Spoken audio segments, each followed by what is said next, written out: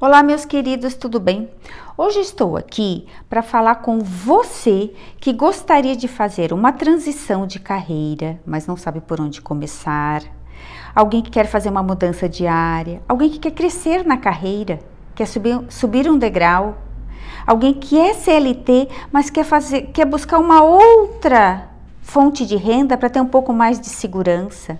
Alguém que está perto da aposentadoria e quer preparar um planejamento para essa pré-aposentadoria. Alguém que quer organizar um plano B. Então, são várias demandas que eu tenho aqui e que nem sempre eu sei por onde começar, certo? Toda mudança que a gente faz embasada em alguns fatos e dados, elas têm grande chance de dar certo. Então vamos lá. Eu trouxe aqui uma casa, já trouxe ela pronta para ela ficar mais fácil. É uma metodologia que eu costumo usar com os meus clientes. Ela começa por uma base. Então eu digo que toda casa ela só se sustenta, toda mudança, todo planejamento que eu quero fazer de mudança na minha carreira, ele só se sustenta se ele tiver uma base que ela esteja realmente forte, fortalecida. E essa base, ela se chama de autoconhecimento. O autoconhecimento, ele vai trazer como que você funciona. Ele vai explicar o que é mais importante para você. Para que você busque dentro da sua mudança estar alinhado com aquilo que você quer, com aquilo que você tem de mais forte. Então, o que eu devo olhar e prestar atenção dentro do autoconhecimento? Seria importante você fazer um levantamento do seu perfil profissional. O perfil profissional, ele é feito com a ajuda de alguns psicólogos, com a ajuda de alguns coaches, né? Os coaches que têm habilitação, eles podem aplicar essas avaliações e fazer um bom perfil profissional seu, para que você entenda quais são os seus pontos fortes, as suas habilidades mais fortes e como você é, como que você reage às situações. Depois nós podemos levantar também quais são os seus valores. Quais são os valores que regem a sua tomada de decisão? Além disso, qual é a sua missão? Todo mundo veio ao mundo com uma missão. A caneta veio para escrever e você veio fazer o que neste mundo? Você tem um objetivo, você tem um propósito. A gente vai levantar também quais são as suas habilidades mais fortes. Quais são as suas habilidades mais fortes? Por quê? Porque quanto mais você encontrar uma função, uma área, uma vaga, uma atuação dentro daquilo que você já tem os drives instalados, muito mais facilmente você vai trabalhar gastando menos energia. Qual é a sua vocação? Certo? Então, são várias coisas que a gente levanta. Qual é o seu legado? Que tudo isso está dentro do autoconhecimento. Depois disso aqui está bem claro para você, nós começamos a levantar os alicerces que vão sustentar essa sua tomada de decisão desse seu próximo passo. Então, vou virar aqui.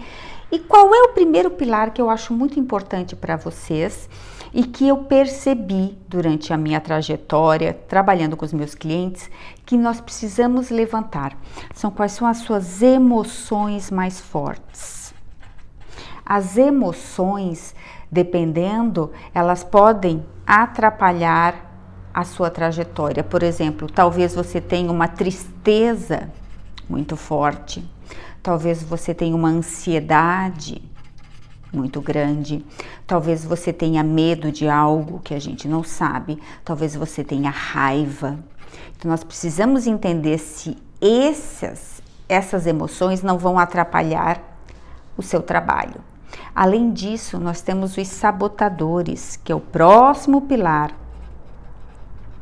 Os sabotadores, dentro da psicologia positiva, nós temos mais de 10 sabotadores que nós levantamos para saber se esses sabotadores não vão prejudicar a sua busca, não vão prejudicar a busca desse seu desejo, daquilo que você gostaria de fazer.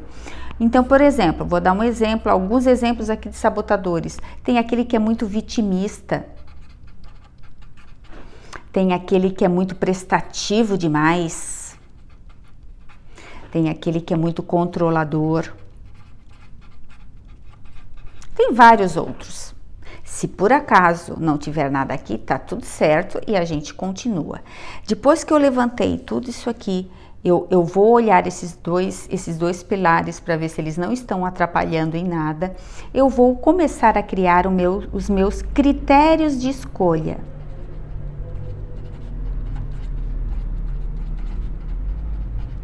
Nesses critérios de escolha, além de eu colocar qual é o meu perfil profissional, quais são os meus valores mais importantes para mim, qual é a minha missão, meu propósito, as minhas habilidades mais fortes, minha vocação, meu legado, eu posso colocar aqui também onde eu quero trabalhar, que tipo de empresa, médio, pequena, grande, nacional, multinacional. Então são vários fatores que eu vou levantar aqui perto da minha casa, próximo, não. Eu vou começar a levantar os critérios de escolha, aquilo que eu não abro mão, levando esses aqui também em consideração.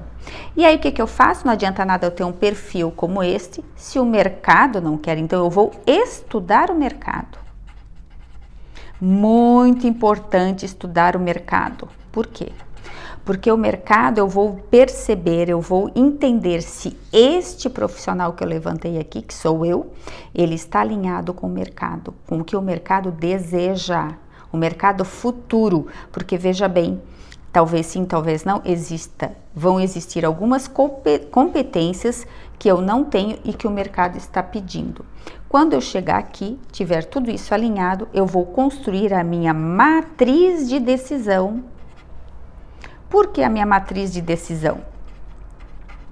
Porque de um lado eu vou colocar aquilo que eu desejo, os meus critérios de escolha, e do outro lado o que o mercado proporciona para mim, atualmente ou no futuro, e eu vou cruzar esses dados e eu vou ver qual das opções estão mais aderente à minha pessoa, mais aderente ao profissional e ao mercado. Eu vou ver qual é o casamento que daria mais certo. Depois de tudo isso levantado, eu vou começar a desenhar o quê? Um planejamento de atuação. Não adianta nada estudar se não tiver ação, certo? Faça um planejamento estruturado. Depois do meu planejamento estruturado, por onde eu começo primeiro? Eu começo para o meu novo posicionamento. Por que novo posicionamento? Porque o novo posicionamento, ele vai, talvez sim, talvez não. Eu acredito que toda mudança é uma mudança, já está na palavra. Então você vai mudar alguma coisa no posicionamento. Se você está no seu LinkedIn, nas suas redes sociais, você está com uma pessoa X tal e você quer mudar, você vai ter que se posicionar diferente. Então você começa a trabalhar esse novo posicionamento no seu currículo, nas redes sociais e no LinkedIn, etc. Certo? Para a sua busca. E tudo isso embasado, toda essa base bem certa, com todos esses pilares de sustentação, o que você vai construir aqui? Eu chamo de múltiplas carreiras.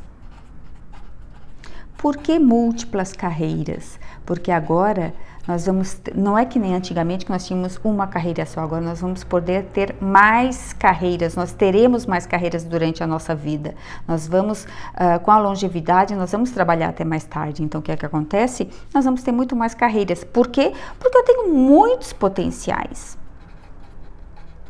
Se eu tenho múltiplas carreiras, por quê? Porque eu tenho múltiplos potenciais. Esses múltiplos potenciais, eu posso atuar em outras áreas. Que vai acontecer o quê? Aquilo que eu falei antes. Lembram? Eu sou CLT, mas eu quero mais segurança. Então, onde que eu busco isso? Nas múltiplas carreiras. Eu estou na pré-aposentadoria. O que eu faço agora? Quais são as minhas opções? Eu construo para as minhas múltiplas carreiras. Eu quero crescer de carreira, certo? Certo, eu quero virar um coordenador, eu quero virar um gerente. O que eu preciso fazer? O que o mercado tem? Eu vou buscar aqui as minhas potencialidades, eu vou buscar o que o mercado quer, eu vou trabalhar aqui, eu vou ver quais são as competências que eu preciso trabalhar. Eu quero fazer uma mudança de área. Eu quero sair do chão de fábrica, eu quero ir para a área comercial, eu quero trabalhar no escritório. Eu quero virar empreendedor. Eu trabalho meu autoconhecimento, eu levanto esses dados, eu trabalho os meus critérios de escolha, eu olho o mercado, eu busco as competências e eu vou construindo.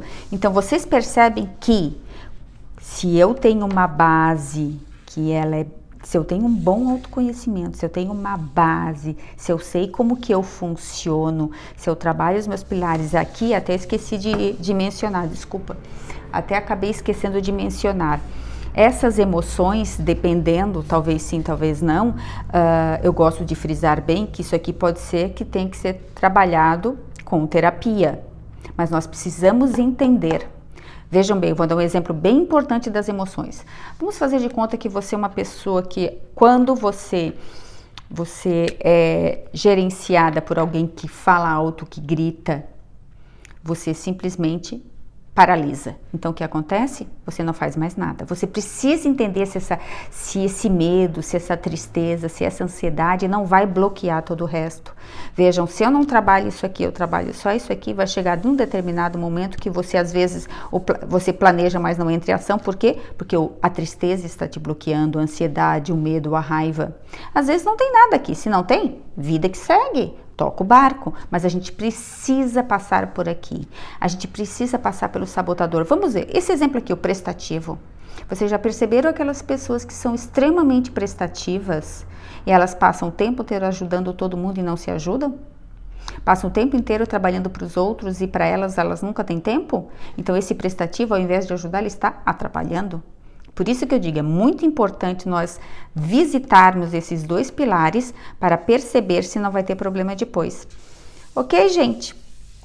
Trouxe uma forma diferente hoje de trabalhar. Espero que eu tenha ajudado e eu tenha amenizado a sua busca e a sua construção. Se você tiver mais dúvidas, por favor, entre em contato, escreva aí embaixo, mande recado, manda um sinal de fumaça, tá bom? Um beijo grande, até mais. Bye!